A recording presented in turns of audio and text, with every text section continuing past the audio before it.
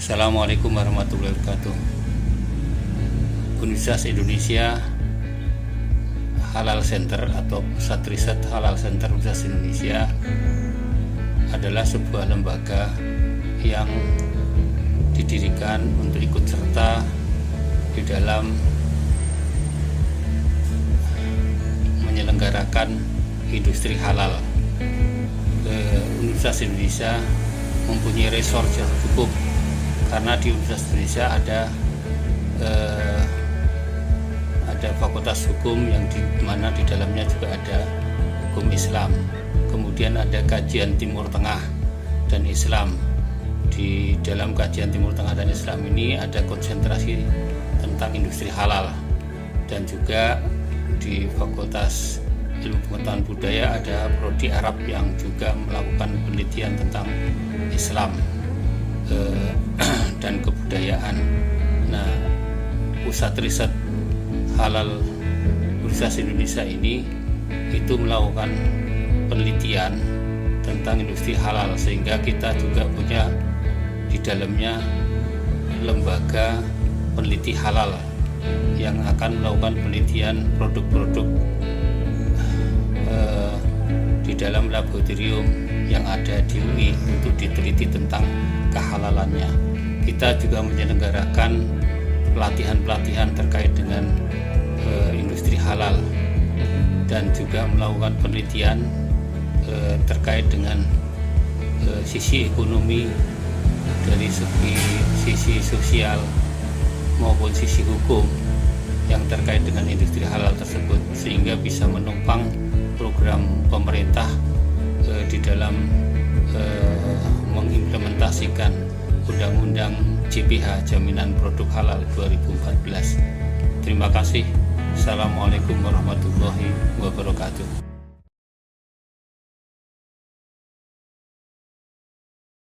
Assalamualaikum warahmatullahi wabarakatuh. Waalaikumsalam warahmatullahi wabarakatuh. Alhamdulillah wassalatu wassalamu ala Rasulillah wa ala alihi wa la haula wa la quwata illa billah.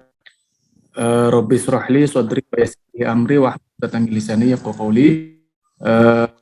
Alhamdulillahirabbil alamin. Terima kasih Pak Abdurrahman yang berkenan menyempatkan waktunya untuk bergabung bersama kami di Halal Center UI, Pak. Sebelumnya perkenalkan, nama saya Ahmad Baidowi. Saya tim dari UI Halal Center. Mungkin ini dulu gambarannya. Ini ke UKK, Pak, unit kegiatan khusus pelayanan dan pengabdian masyarakat yang ketuai oleh Pak Dr. Mahdi, Pak, ketuanya. Pak Lutfi ya? Iya, Pak. Alhamdulillah bulan kemarin kita sudah dapat SK-nya dari Pak Rektor, dan ini kegiatan pertama kita, Pak, untuk UKK ini. Baik, lagi mohon waktunya, Pak, untuk selaku ini sebenarnya awalnya, Pak, mau mengadakan seminar, Pak. Cuman karena waktu mendesak, jadi tidak sempat, maka kita menggunakan media yang lain, Pak, yaitu video direkam dan itu, Pak. Baik, Pak, kita mulai, Pak, ya. Sekitar 5 hari lagi ya, Pak, atau 6 hari kita umat Islam akan mengadakan atau akan melaksanakan ibadah, Pak. Tentunya dalam ibadah ada kegiatan lain, yaitu berkurban, Pak. Nah, ini Bapak Abdurrahman selaku juga pengasuh, Pak, ya, yang kurban ASI itu, Pak, ya, aman. Iya. Ini Masjid UI, ya, Masjid UI. Ini juga kita mohon pendapatnya, Pak, terkait dengan bagaimana kemudian cara berkurban atau memotong hewan di masa pandemi. Silakan, Pak. Ya. Baik, terima kasih. Assalamualaikum warahmatullahi wabarakatuh. Waalaikumsalam warahmatullahi wabarakatuh. Terima kasih Mas Baidowi ya di UI Halal Center ya. Syukur sudah ada SK-nya ya pada tahap awal. Iya, dulu saya juga ikut sebetulnya dengan Bu Amarilla ya. Saya syukur kalau sudah ada SK dulu. Senternya sudah dibentuk, tapi pengurusnya baru ya, baru sekarang. Iya, Pak, baru dibentuk. Sebetulnya Masjid UI itu sudah menyelenggarakan program kurban yang kita sebut sebagai kurban aman, sehat, ihsan, dan halal itu sejak 2017, Oh, 2017. 1438 Hijriah. Jadi sudah Berarti sebelum adanya pandemi Pak itu Pak ya? oh ya, jauh dulu sebelum Iya, iya. pandemi, dan di situ kita sudah menerapkan protokol yang jauh lebih ketat dari protokol kesehatan ini. Ya, sebagai contoh misalnya kalau di dalam protokol kesehatan itu pakai masker, sarung tangan. Kalau dalam kurban kita itu tidak cukup itu, harus pakai tutup kepala, harus pakai lap jas, ya, APD Pak ya, pakai APD Pak. apron, ya APD yang lengkap. Bahkan orang-orang yang bekerja di situ pun bukan hanya demam, korengan pun gatal-gatal tidak boleh masuk, tidak boleh masuk ke area khusus itu. Yang itu yang bekerjanya Pak, yang apa? Ya, yang Itu. bekerjanya. Oke. Jadi kurban ini sebetulnya ada dua aspek. Ya, yang pertama adalah aspek pemotongannya sendiri, yang tentu saja selain harus memenuhi persyaratan halal, dan yang ada dua persyaratan lagi yang harus dipenuhi menurut Peraturan Menteri Pertanian nomor 114 tahun 2014, yaitu kesehatan masyarakat veteriner dan kesejahteraan hewan. Oke. Jadi dari hewannya dan juga dari manusianya Pak ya, masyarakat. Iya, betul. Itu dari segi pemotongannya. Kemudian aspek yang kedua adalah aspek pangannya, pengelolaan pangannya.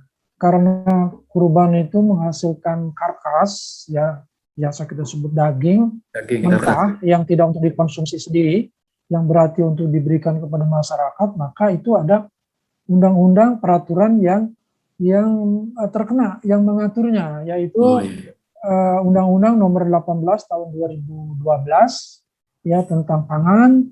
Kemudian sebelumnya ada peraturan pemerintah nomor 28 tahun 2004 tentang keamanan mutu dan gizi pangan.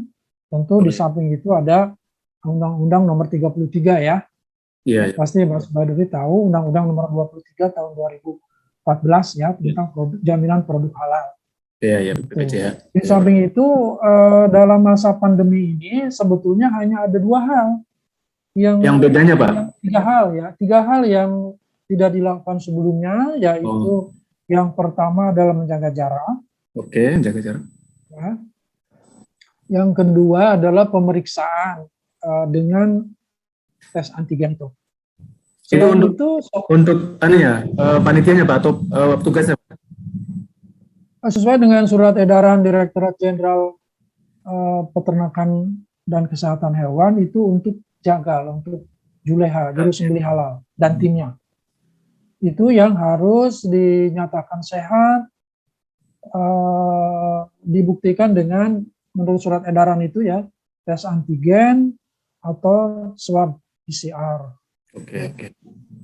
Ya, hanya itu saja yang tidak ada kita lakukan di dalam masa sebelum pandemi ini. Kalau yang lainnya persis sama ya. Menjaga jarak dan tes itu saja.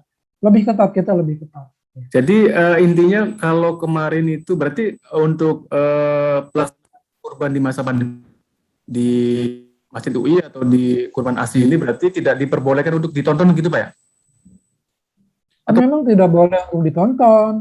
Gitu. Kan karena itu kan daerah namanya restricted area, tidak boleh dilihat, tidak boleh bebas. Orang keluar masuk, kalau masuk ke situ harus menggunakan APD dan tidak ada kepentingannya. Kalau kita masih dibolehkan di kampus ya, di pinggir Danau Kenanga di Depok, itu ada di bagian tertentu saja yang bisa melihat.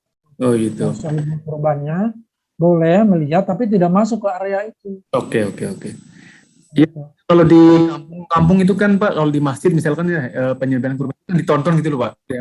Yang apa istilahnya yang berkurban itu biasanya menonton gitu loh Pak. Jadi menyaksikan gitu istilahnya gitu. Menyaksikan.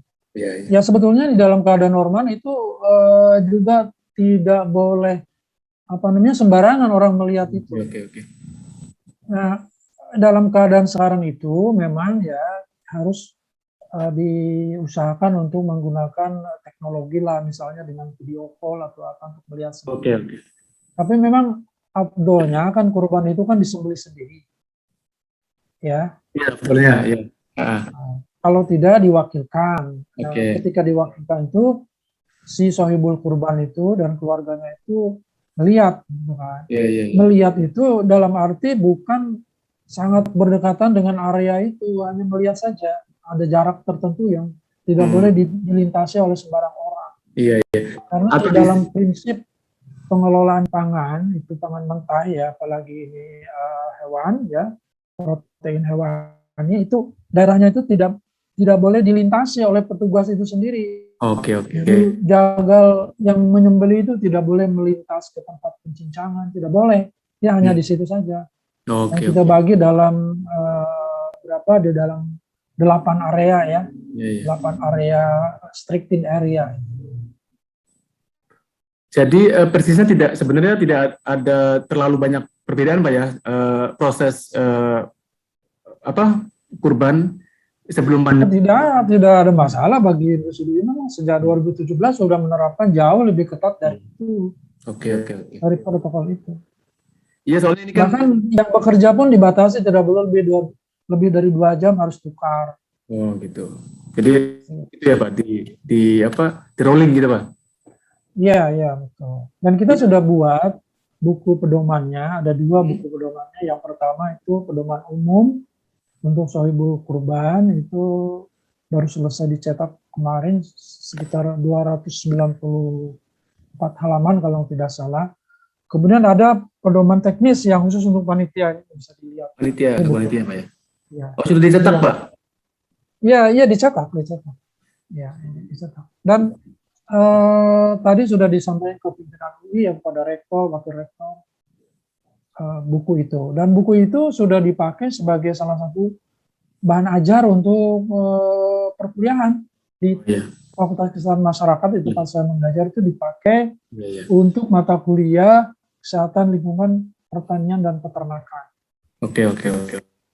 Jadi sudah kan ya Pak ya untuk panduan ataupun diktatnya gitu ya untuk malah bukan diktat, buku ya, buku. Oh ya. Ya bukan diktat, buku teks gitu.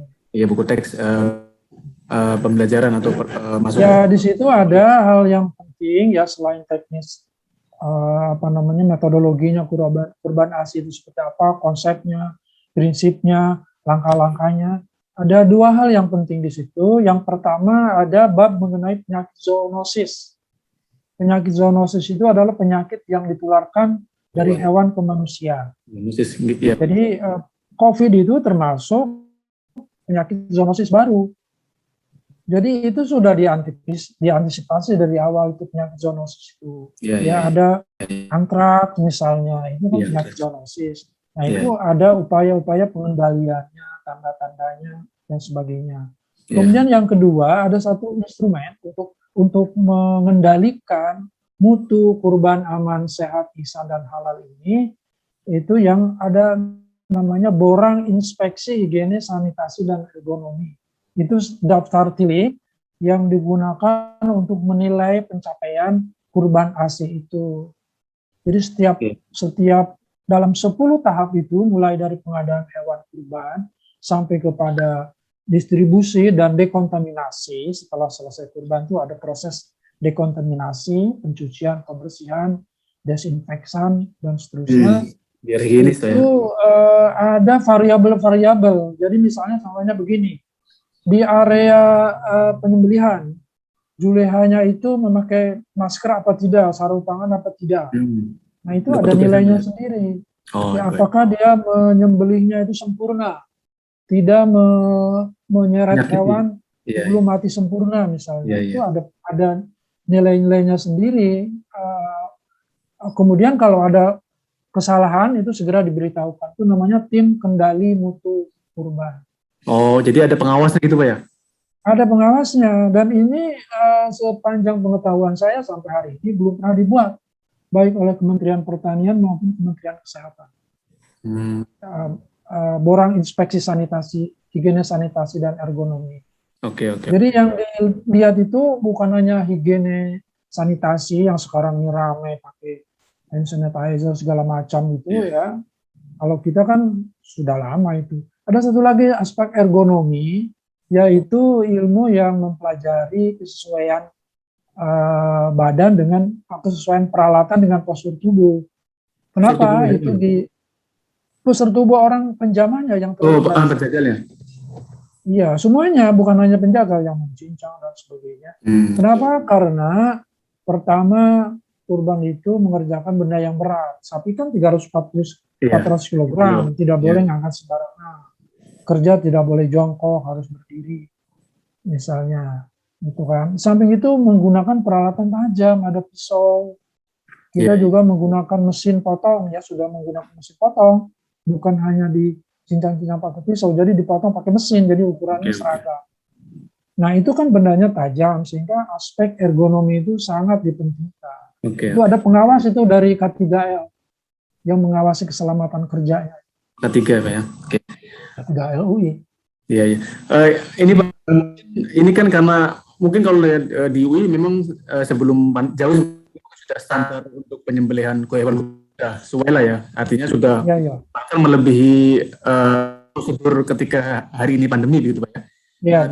Mungkin ini bagaimana pendapat Bapak untuk saran atau masukan Bapak untuk kepada masyarakat Pak, ini kan nanti di-share nih Pak di YouTube, jadi Bapak bisa memberikan saran untuk katakan di masyarakat tidak sehigienis gitu ya, istilahnya dalam kurban Pak, bagaimana Pak? Ya ini kan yang penting itu adalah konsep halalan thayyibah. Halalan thayyiban itu bagaimana menerjemahkannya ke dalam yang lebih teknis, secara teknis itu gimana? Kita kan baca di dalam surat Al-Baqarah 162 itu, ya ayuhan nas, kulu ma fil ardi halalan thayyibah, kan gitu ya. Makanlah apa yang ingin dalam keadaan halal lagi baik kan. Itu kalau dalam bahasa Arab kan hal itu ya, halalan thayyiban itu kan ya, keadaannya begitu kan. Nah itu bagaimana artinya? Nah ini kalau kita amati dengan peraturan yang ada di Indonesia itu, yang dimaksud dengan halalan thayyiban itu ada 3, yaitu aman, bermutu, dan bergizi. Jadi pangan itu harus aman dari kimia, aman dari pencemaran biologi, dari benda-benda lain, kemudian bermutu sesuai dengan standar-standarnya, dan bergizi memenuhi itu. Nah itu yang harus diperhatikan oleh masyarakat itu, bahwa kurban itu tidak sekedar menyembelih secara halal, tapi juga menanganinya itu harus aman sesuai dengan peraturan. Kenapa harus begitu? Karena peraturan kita mewajibkan untuk menangani itu dengan aman, bermutu, dan bergizi itu, berhubung karkas kurban itu tidak untuk dikonsumsi sendiri, dibagikan kepada masyarakat, sehingga ini menjadi sebuah pangan, sumber pangan, ya pangan hewani, yang harus memenuhi setiap rantai pangannya itu, mulai dari pengadaan sampai kepada distribusinya di atas meja itu harus. Jadi masyarakat harus menyadari bahwa penyembelihan itu tidak sekedar memenuhi syarat halalnya, karena kalau halal tidak thayyib itu bisa tidak halal juga. Iya, bahaya, hal yang bahaya. Buktinya kita sudah mengukur karkas itu, ya daging itu ternyata ada cemaran dari kotoran tinja dan hewan. Apa itu? Kotoran tinja, mikrobiologi yang ada di dalam tinja hewan atau manusia itu bisa diidentifikasi keberadaan bakteri coli-nya, Escherichia coli. Kalau ditemukan ada itu dalam karkas, berarti dia tercemar oleh tinja. Kalau tercemar oleh tinja kan berarti najis. Iya, tidak halal benar. Nah, kalau najis kan tidak halal berarti kan. Nah ini pentingnya di situ, masyarakat harus tahu bahwa ada najis yang harus dikendalikan, karena kalau ada najis berarti tidak halal. Ya artinya meskipun di masyarakat kita itu kan alatnya terbatas gitu ya, untuk standar mungkin yang kayak seperti di UI itu, tapi diusahakan untuk lebih menjaga higienis, halal dan thayyib gitu Pak ya, artinya lebih diutamakan itu Pak. Ya, artinya kita memang bertugas sebagai perguruan tinggi itu memberikan pendidikan kepada masyarakat, menyebarluaskan informasi bahwa itu tidak boleh sembarangan. Ya, termasuk cara menyembelihnya juga sudah mewajibkan ihsan itu namanya kesejahteraan hewan itu menjadi dasar penyembelihan hewan seluruh dunia itu asalnya dari hadis Nabi kan. Ya, Tidak menyakiti hewan itu ya, Pak, ya? kata bal insana ala kulli syai'in idza apa namanya? Qataltum fahsinu al-qitlah fa idza dabahtum fahsinu adibah. Itu hadis itu bahwa harus berbuat ihsan kepada hewan itu, bukan hanya kepada sesama manusia. Artinya tidak menyakiti hewan yang mau disembelih gitu, Pak, ya. Jadi harus tajam, harus ini dan sebagainya. Ya, dan itu sudah terbukti dengan ilmu yang sekarang ini, kajian-kajian sekarang itu dengan pisau yang tajam yang harus memotong 3 saluran sekaligus, kan harusnya sekali tebas itu 3 saluran terpotong. Saluran makan, saluran nafas, dan saluran darah. Kalau saluran darah itu terpotong sepertiga, maka si hewan tidak merasa sakit. Karena rasa sakit itu adanya di otak, sedangkan aliran darah ke otak terputus. Jadi itu tidak sakit. Iya. Artinya ini yang harus betul oleh masyarakat, termasuk standar untuk protokol COVID-nya gitu, Pak, ya, dan juga tadi kesehatan dan syariahnya gitu, Pak, ya. Dan kami sudah membuat filmnya, ada film dokumenter 24 menit, namanya Kurban Asih, itu bisa dilihat nanti. Iya, Pak, siap. Itu yang diproduksi tahun 2018. Oke, nanti mungkin kita sedikit cuplik kalau memang bisa nanti untuk menambahkan nanti saya kirim itu linknya. Ya, saya kirim linknya nanti. Iya, Pak. Sekali lagi terima kasih untuk pengetahuan dan pemahamannya terkait dengan korban, karena ini menjadi hal yang sangat penting ya, karena di pandemi ini mungkin ada yang beda gitu ya, di antaranya karena yang saya tahu kalau di masyarakat itu kurban itu ditonton, Pak. Jadi kan itu nggak boleh, itu kan kerumunan, ya kan? Yang nggak boleh itu kan kerumunannya. Iya, kerumunannya. Ya. Bukan nontonnya, yang nggak boleh itu nonton kan bisa lewat video. Iya. Ya, streaming itu, Pak. Dilarang tuh kerumunannya. Ke kubur tuh dilarang kerumunannya kan. Jadi itu yang perlu mungkin masyarakat pahami ya terkait kurban di masa pandemi ini, Pak. Ya, karena penyakit zoonosis itu bisa dari hewan ke manusia, dari manusia ke hewan, dari hewan ke hewan, dari hewan ke manusia lagi. Oke.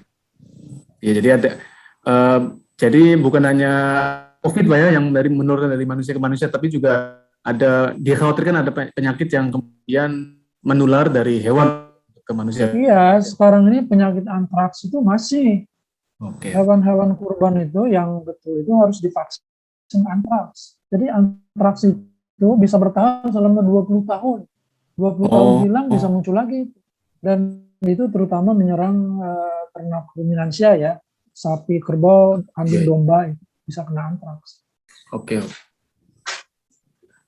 Baik, terima kasih banyak Pak Abdurrahman untuk siang hari ini. Mohon maaf mengganggu waktunya karena mengejar untuk kalau bisa sudah tayang sebelum Idul Adha, Pak. Dan harus diingatkan juga bahwa sesuai dengan surat edaran untuk Depok ya, surat edaran wali kota untuk pemotongan hewan kurban di luar rumah potong hewan itu hanya boleh dilakukan H+1 sampai H+3, tidak boleh dilakukan pada hari H. Iya. Ya, soalnya tanggal 20 itu kan masih PPKM juga, Pak. Jadi bisa hari tasyrik gitu ya, Pak, ya, setelah hari Idul Adha. Iya, itu maksudnya untuk memaksimalkan pemotongan di RPH. Kalau soal PPKM kan kita nggak tahu dicabut apa enggaknya. Iya. Bisa jadi ditambah, Pak, ya, diperpanjang. Iya, dan itu soal lain lagi kalau kurban itu bisa dilakukan dengan protokol kesehatan yang ketat, itu bisa tidak masalah. Yang penting kan tidak hewannya sehat, orangnya sehat kan. Iya. Dan masyarakat juga bisa menikmati daging, Pak, ya, di hari. Oh iya, itu jangan lupa itu daging kurban itu menyumbang 17,4% produksi daging nasional. Iya. Setiap tahun, mungkin tahun ini bisa mencapai 20%. Besar itu, 1/5 dari produksi daging nasional. Jadi tiap tahun ada peningkatan gitu, Pak, ya? Iya, betul. Sekarang ini tahun kemarin 2,5 2-3 juta, mungkin tahun sekarang bisa meningkat lagi seluruh Indonesia, dan itu yang tercatat resmi. Iya, iya. Kalau yang tidak lebih besar lagi. Jadi kontribusi kurban kepada sumber protein hewan untuk masyarakat itu luas sekali, besar sekali. Iya, iya, iya. Pemerintah tidak sanggup memberikan 20% Iya, konsumsi iya. daging rumah-rumah, tidak Iya, sanggup. iya. Tapi masyarakat bisa dengan sukarela, dengan Iya, senang. iya. Jadi jangan karena pandemi ini prosesnya ditiadakan, jangan. Oke, oke. Ya. Protokolnya yang harus diperketat. Oke, baik. Baik, terima kasih Pak Abdurrahman. Intinya kita dalam kurban ini Idul Adha kita tetap melaksanakan kurban bagi yang mau berkurban. Kalau memang bisa menyembelih sendiri, ya afdolnya menyembelih sendiri. Tapi kalau memang tidak bisa, ya silakan disampaikan kepada yang tim yang memang kompeten dalam bidang itu, tempat pemotongan ataupun apa.